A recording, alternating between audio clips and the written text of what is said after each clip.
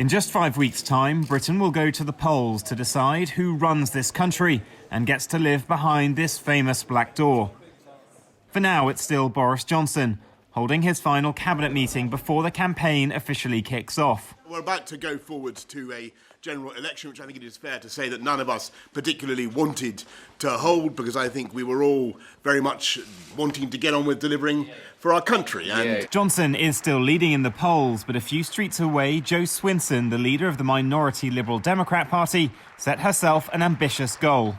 I'm excited to stand here as your candidate for Prime Minister. The chances of Swinson becoming the UK's third female Prime Minister are slim, but her party are expected to pick up seats and could play a pivotal role in the event of a hung parliament.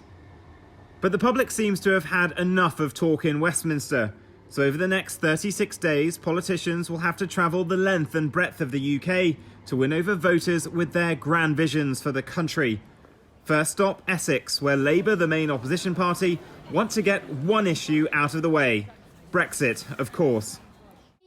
Having spent the years since the referendum struggling to agree a position amongst themselves, let alone relay it clearly to the public, Jeremy Corbyn is hoping his government can spend this campaign talking about other issues. But is this election really going to be all about Brexit, the second referendum that never was? These party members are hoping that won't be the case. I'm a teacher, and yet you say to them, you're studying for this, you're studying for that, but actually what are you studying for? Because where are the jobs? What are you going to do? This election is about 100 different things, but getting this country back to what it should be, ending austerity. Since the election was called, there's been a huge surge in under 25-year-olds registering to vote. I've come to a nearby secondary school to speak to some of those first-time voters. They're excited to cast their ballots, but know it'll be hard to get away from the issue of Brexit. Our country is in a state of confusion and just uncertainty, and I really feel like this is a second, because whoever we vote for is going to decide what we're going to do, if we're going to have a deal, if we're going to leave without a deal. I'd like to hear about education and healthcare in Parliament. I feel like the last 3 years we've just been tied down to Brexit and just talking about that when there are bigger issues to be dealing with in our country.